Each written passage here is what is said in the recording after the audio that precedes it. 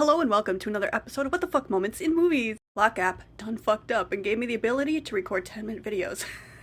So I'm gonna try really hard not to abuse that. I want to talk about the Toy Story of 1977, Raggedy Ann and Andy, a musical adventure. I talked about this one before, but I wanted to do an official episode. This is my favorite one to look up on YouTube, just for background noise. Like I said, this is 1977's Toy Story. The story goes is that it's little Marcella's birthday. When she's on the screen, everything is live action. Once she leaves, everything melts into animation. We got sweet little Raggedy Ann, sour little Raggedy Andy, and a bunch of just horrifying dolls just singing and dancing and running amok. What is that? I love the animation though, because it's like very 1940s and everything's all flippy floppy. They actually move like dolls. Anyway, little Marcella gets a brand new French doll for her birthday named Babette. And just between me, you, and the other dolls, she fucking hates it here. Everyone's trying to brainwash her into thinking that she's gonna love it. Up on a bookshelf in a snow globe lives the captain. He is instantly enamored with Babette and does what pirates do. He tricks the other dolls into releasing him from his snow globe. Then he abducts Babette and rows his boat right out the motherfucking window. Raggedy Ann and Andy waste no time going to save her. Yeah, they've never been outside without Marcella alone before, so the two sing a beautiful love song to settle their nerves. You know, just don't think too hard about how they're brother and sister in this movie.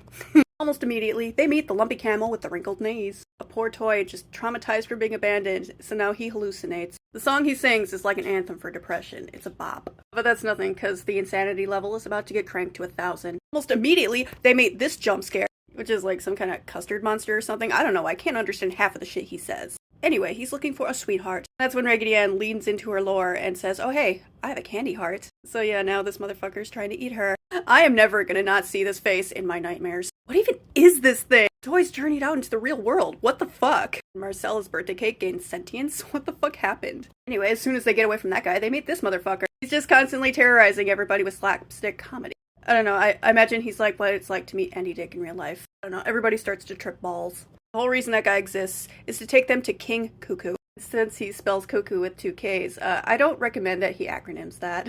Anyway, King, Lord Farquaad, he grows whenever he laughs. So now the king and that other guy are just terrorizing Raggedy Ann and Andy again. I don't know, the whole takeaway from this whole fight is, being mean doesn't make you the bigger person.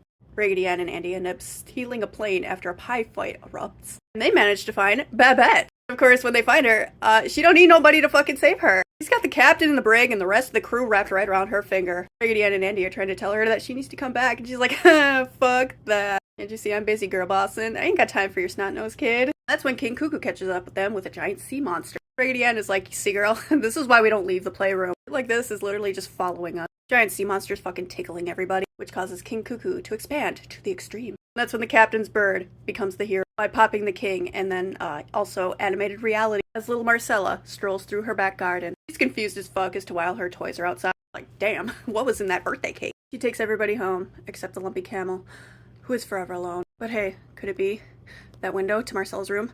Is that what he's been hallucinating all along? Anyway, so Babette is glad to be back, and she apologizes for all the trouble she put everyone through, and the captain, he apologizes as well. Babette, she's thinking to herself, you know what? He's kind of cute. He could come up and see her sometime. And oh, wouldn't you know it, Lumpy Campbell with the wrinkled knees, he shows up too. Everyone gives him a warm welcome and says that they'll help fix him. But Raggedy Ann's like, no, he's wonderful just the way he is, which, it's true. But girl, he's literally falling apart. This bitch sewed you up more than once during this movie. Let the camel get fixed. And while Marcella doesn't understand how the lumpy camel got into her room, she loves him. We love a happy ending, don't we?